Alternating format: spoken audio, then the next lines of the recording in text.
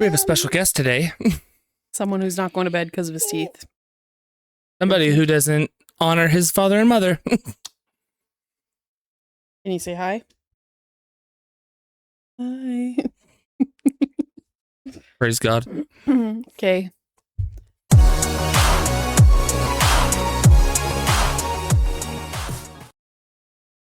Yes, I don't want to say unfortunately because that's mean, but we have a guest. Unfortunately. Unfortunately with us tonight. Hey, this is real life. This is real life. We don't have a nanny.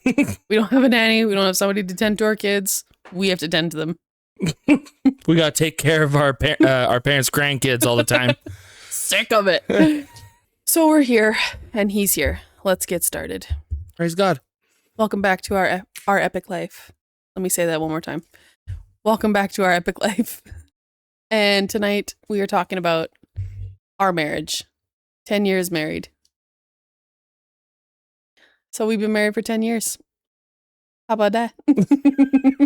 Married me 10 years. How about that? What surprised you most about marriage that you didn't expect going into it? Bro, I don't think I thought about marriage at all. Yeah, same. Well, I mean, that's not true. I thought about getting married. I thought about being married.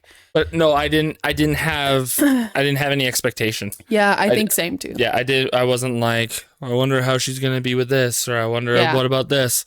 It was just like, yeah, the things that people think about nowadays before they commit. Yeah. So absurd.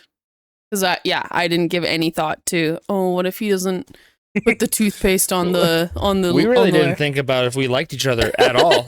We just got married. We just got married. So just go find somebody and marry them. That's but really also, our advice. Yeah, marry your best friend though too, right? Like in all seriousness. Yes. Because I quite enjoy this man in every aspect, and he makes me laugh, and he keeps me happy. Mm-hmm. And I enjoy spending time with him. So, if you had a chance to spend time with me for a day or spend time with Johnny Depp for a day, who would you choose? You. Okay. Here we go. What's one thing you were totally wrong about when it comes to your spouse? What I was totally wrong about? Yeah, I don't know. Didn't you come up with these questions? Yeah, I did. So you've just... We can skip it. Okay, Hold on, I can think of something. Hold on. What I was totally wrong about.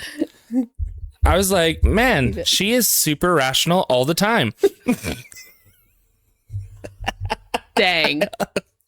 Are you telling me you're rational all the time? I am not. Well, there we go. I was wrong about it. What was something you were wrong, or whatever that is? Whatever the question was. I don't know. Okay. There's some things, but I don't want to be mean. Okay. The only thing I'm thinking of is like, you've changed how you handle our fights and like how you would be so sweet to me and loving and nurturing. Okay. And now you're not that. That's crazy. That's why I said I didn't want to be mean.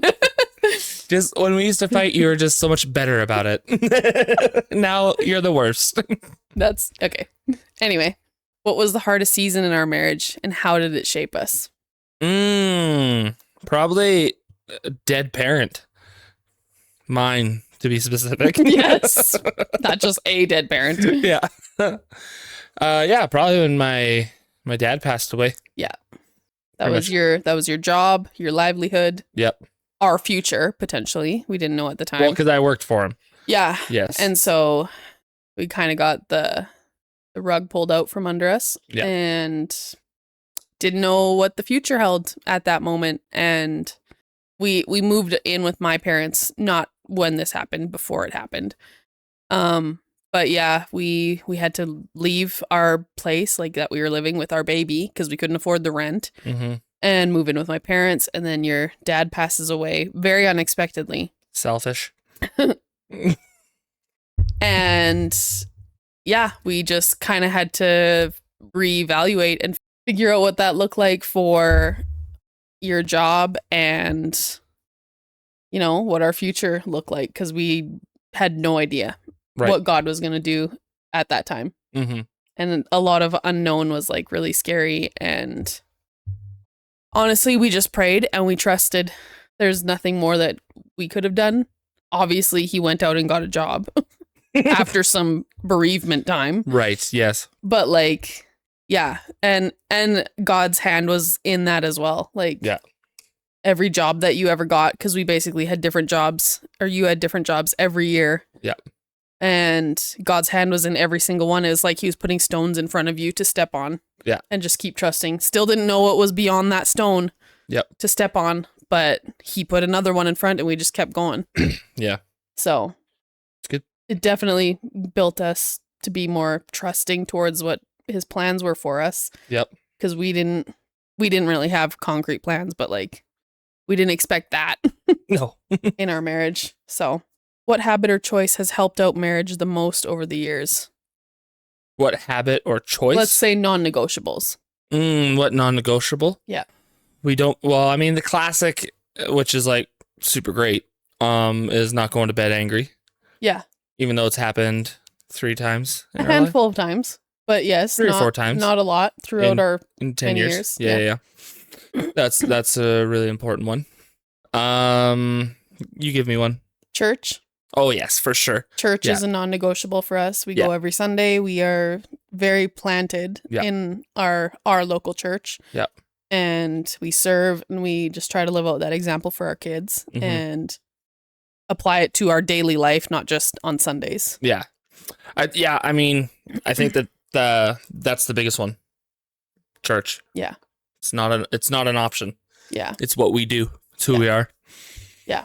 Obviously, unless we're on vacation, and we're not. Well, then we're not Christians on vacation.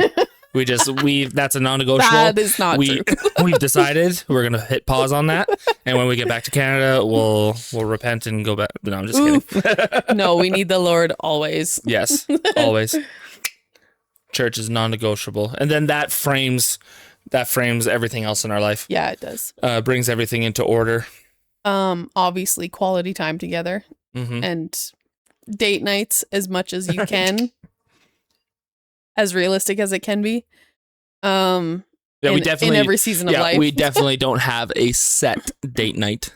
I mean, this would technically qualify as one, but it's got a third wheel already. So this is how our life is, and our kids are obviously our priority, but we always need to make sure that we are each other's priority, regardless of work or our kids, and because we need that time to reconnect. And the advice that I can give you from that I think we got out of our marriage counseling before we got married, right, was you guys were there first before your kids. Make sure you always go back to you, because like once your kids get, they are older and they get married and move out and stuff like that, it's back to the two of you, and you don't want to recognize that you have this stranger beside you. Yeah. So make sure you're making time for each other. And we do. I think to the best of our ability, we do. And when you're on a date or you're on whatever, forget about the kids. Yes, they're fine. The best advice we ever got was by a random couple in Ross in Las Vegas. Oh, don't say it. Yeah. And we were just chatting and on a getaway, actually. On a getaway, yeah. Without our children. Without our kids, yeah. And we were just chatting about life and kids and what they were doing there and all this kind of stuff. And the guy's like, nah, man, on vacation, it's FTK. And I'm like, what? He's like, forget them kids. And that's not what he said. But he's like, forget them kids. But you can piece it together. Yeah, he's like, forget them. And I was just like, all right, that makes sense. I'm on vacation. They're taken care of. I'm going to be with my wife. There you go. How has becoming parents changed our marriage? Well, we got to keep people alive now. Yeah. That's a big change. You get better at it the more kids you have, I think. You just start juggling more. But yeah, I remember all the nervousness and being sent from the hospital back home after we had Draven. Oh, yeah. And we're just like, we're in charge of this little baby. Yeah. Nobody's even questioning us. Yeah. They're just sending us home with this kid. They didn't give us a book or anything to look over. We just are like, nobody was like, do you know what you're doing? It's just like, here's a brand new baby. Good luck. And we weren't like crazy anxious new parents, but like we did. If he was sleeping beside us in his little bassinet, I'm like, check his stomach to see if he's breathing. Oh yeah. Like, he's laying there and he goes, and it's like, yeah, that's exactly what new parenting is. Yeah. And then he goes back to sleep and you're like, back to sleep. Or it's just And like, then you're like, it's been more than 2 hours. Is he starving? And it's like, he's Yeah. actually fine. Yeah. But it's, now it's, you're fine. Go to bed. yeah. My nose is bleeding. Grab Yeah. a cloth. Go back Yep. to bed. Yeah. That's what I'm saying. The more kids you have, the more you're just like, okay, you loosen the reins a little bit and like Yeah. recognize that they're a little bit more resilient than you give them credit for. Yes. Anyway, children have obviously enriched our life. Yes. We always wanted kids. We talked about it right off our first date. Yeah. And we both wanted 4, whatever that was, boy, girl, whatever. And the Lord blessed us with 2 boys, 2 girls, which is a blessing. Yeah. On our first date, I was like, I want to have sex at least 4 times. Good Because one. we only have sex to have kids, right? Yeah, no, for sure.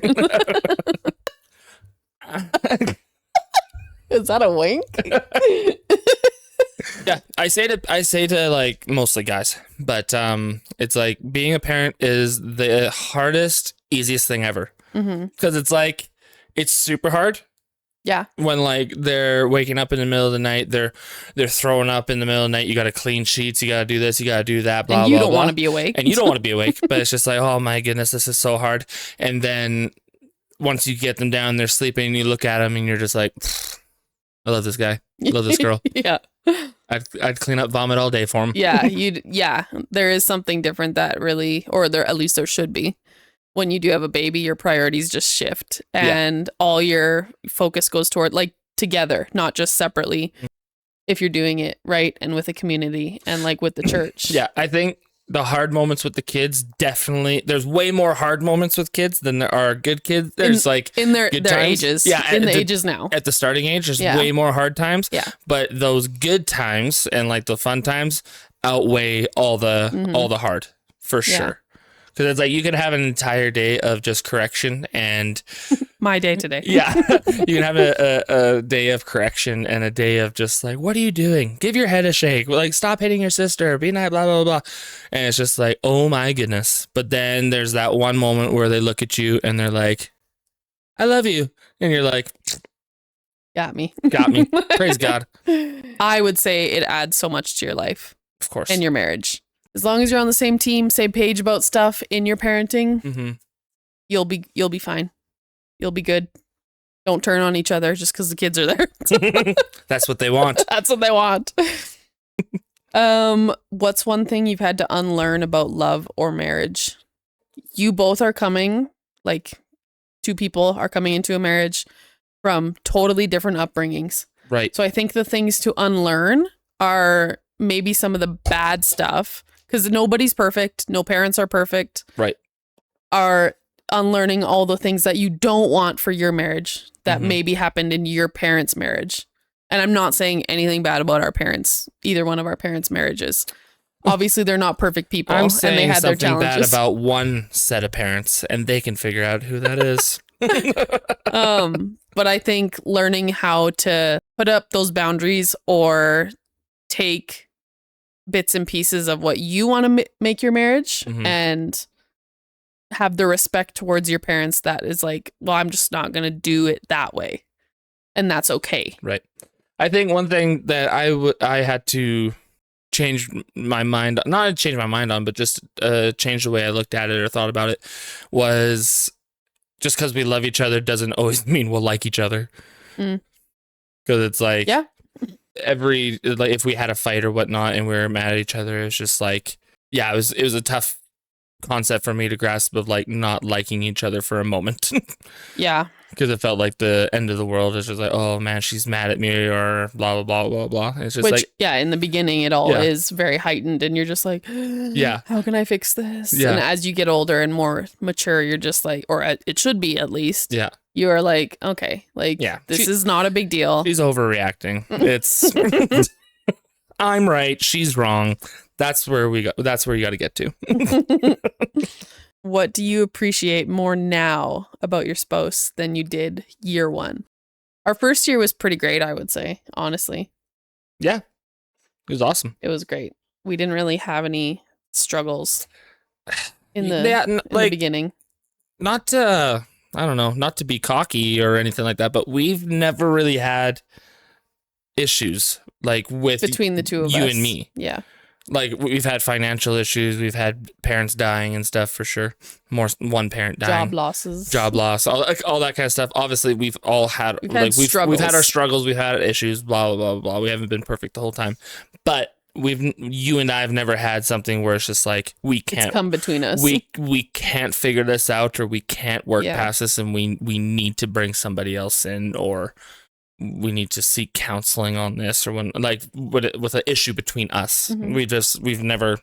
I appreciate more now how much like we still stick to our communication, because like we took a personality type test before we got married too, and just to see where we were compatible in certain areas, and communication has always been a really good one of ours.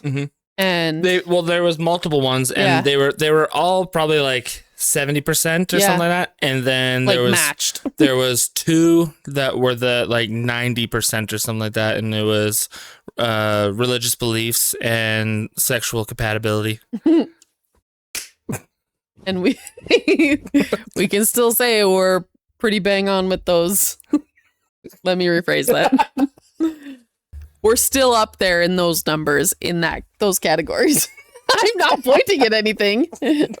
That's crazy. I do appreciate our communication and how it has grown over the years. Right. There's definitely been like some hurdles or like stops that have shown up. Even setbacks. Yeah. And we've had to fight past it. Yeah. But we have. So I think it is a lot better than year one. Because year one was still light and fluffy, I think. Yeah. The naivety of it all and the innocence of it all. The nativity of it all. I don't remember being like, well, actually, probably we were like, oh, I'm tired. Were we those people? I don't think we were, because we were actually doing stuff. Yeah. We were hanging out with our friends, because everyone always says like, oh, like, or at least we say, you can't be tired until you have kids. Like, you're just not allowed. Yeah. Because your kids, everybody that just had a baby recently knows that you're tired from your children. Yeah. So I would say between year 1 and year 10, I would say the difference is I'm actually tired. Like that's fair. Yeah, I'm genuinely tired. And you know, there's a difference between being tired and being depleted. And being tired can be fixed with rest. Right. And being depleted needs fuel. Yeah, you're not fueling properly. Yeah. So you're feeling run down. If you're tired and you have a nap and you wake up and you're still tired, you might be depleted. But you get filled up from being depleted with fuel. Yeah. Not just sleeping around, not just like, oh, I just need some time to myself. No. You need fuel. Yeah. So that you just recognizing the difference between am I tired or am I depleted, especially in a Christian sense, for sure. If you could give newlyweds one piece of real advice, what would it be? Just anybody that's getting married or recently married. Try to have sex in the most exotic places. Oh my word. Keep it fresh. Keep it exciting. Keep it fresh. Papa John's. Papa John's. Better ingredients. I would say do not sweat the small stuff. Sure. Don't let those things that really don't matter in 5 years be so big in your life right now that they cause divide and a wedge between you and your spouse.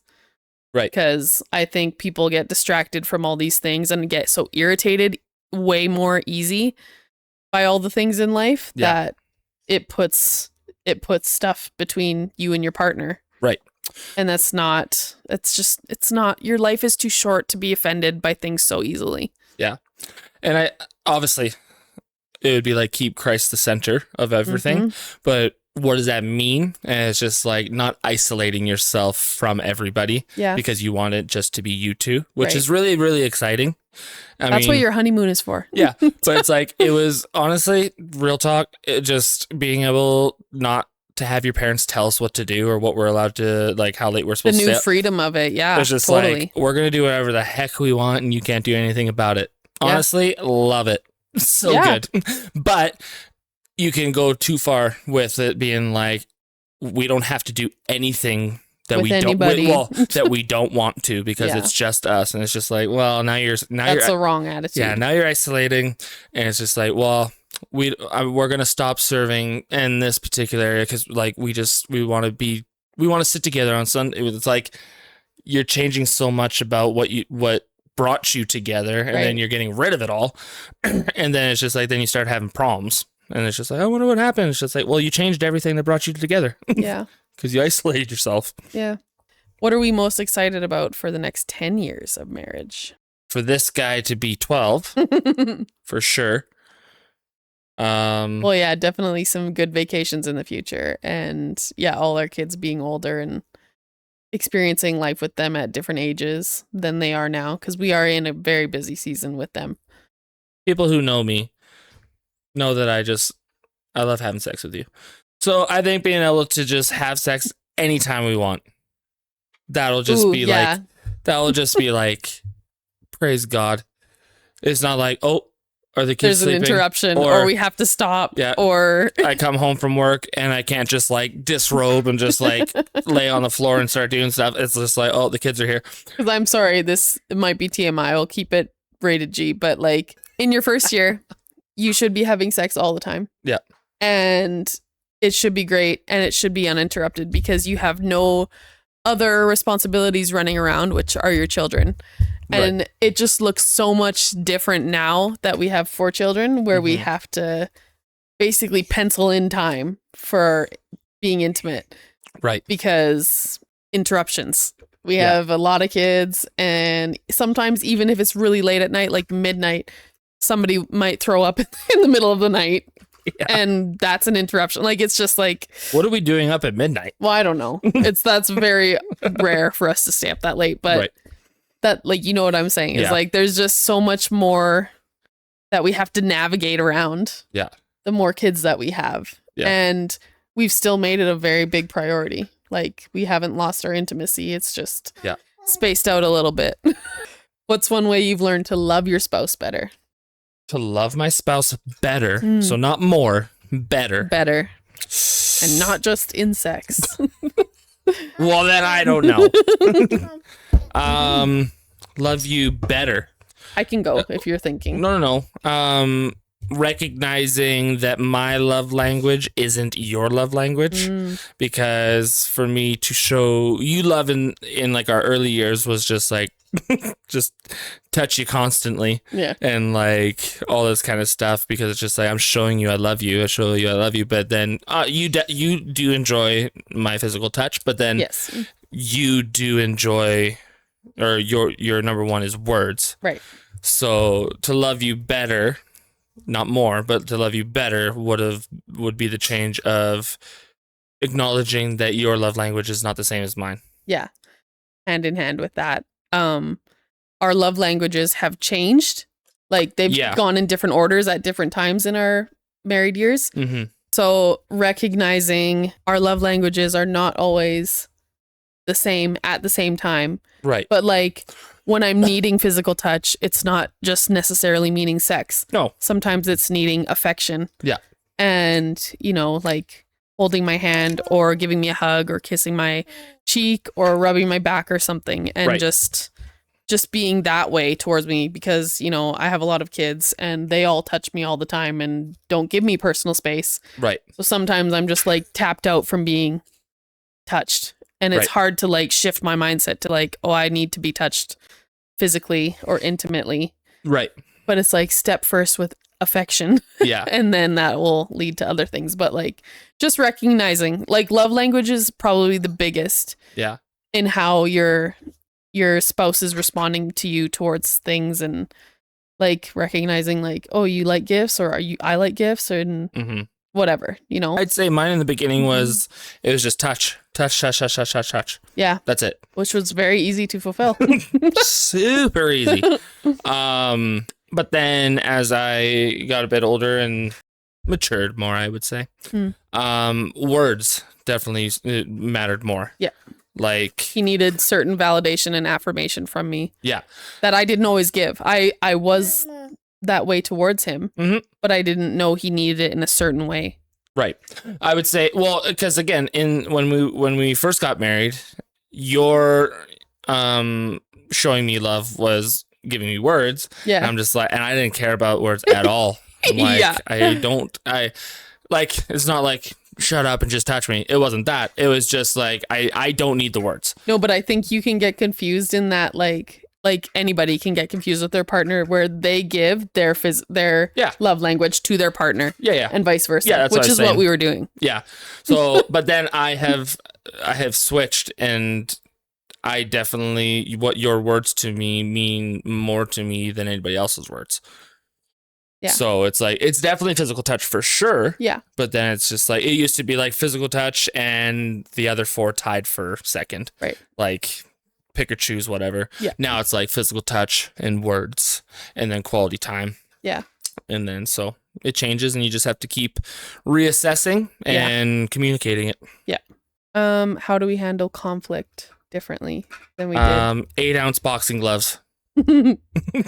Fist fights. Fist fights. We handle it like in the old days where I dig a hole, I stand in it, one arm tied behind the back, and then we fight. I have never heard of that. Yes. Fact check me, chat. But yeah, that's how they used to fight in the olden days. That's If crazy. if a man and wife had a disagreement, we're very old fashioned.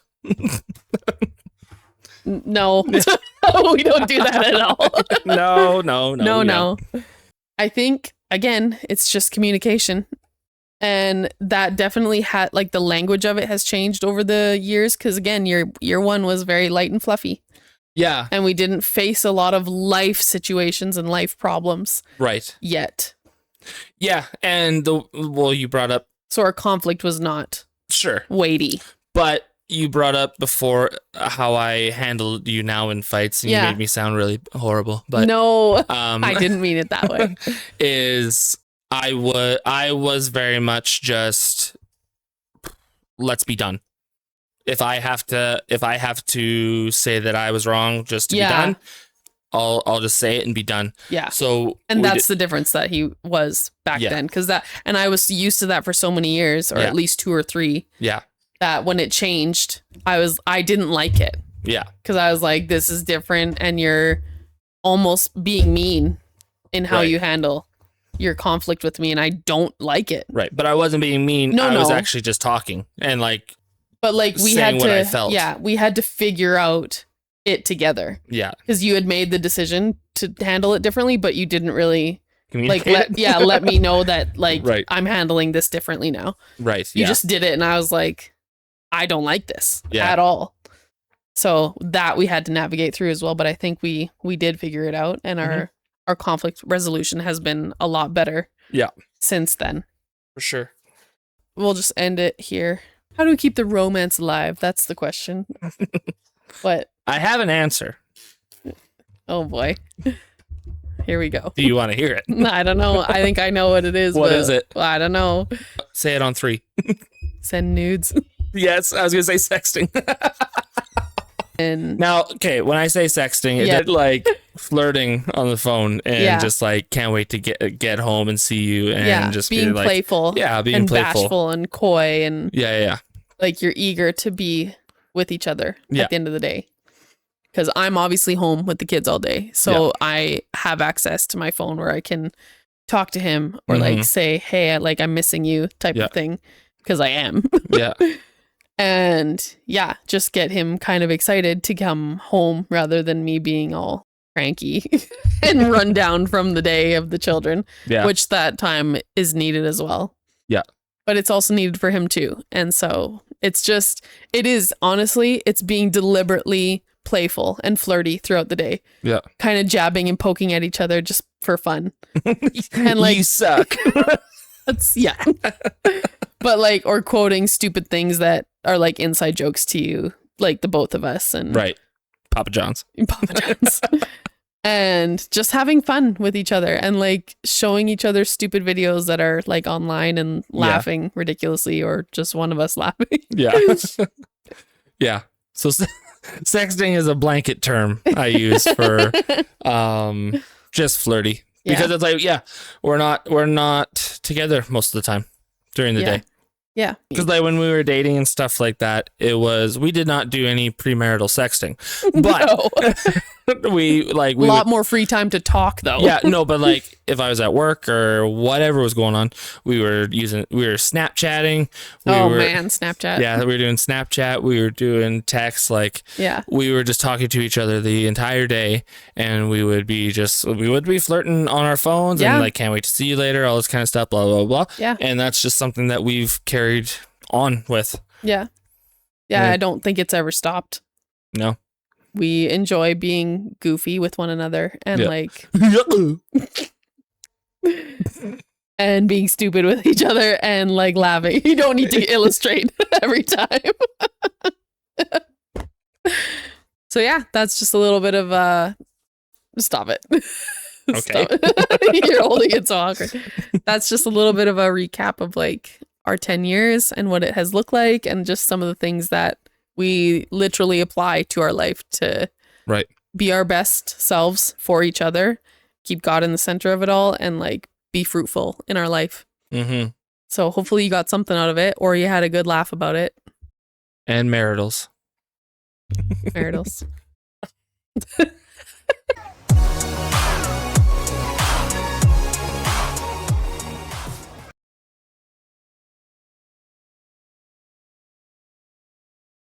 So what are your plans tonight? That's definitely that is not the sound of a bed. Do it. That's a bed. I was copying Michael and Holly doing it, talking about PDA. Yeah, but what? That's what she did. She'd make.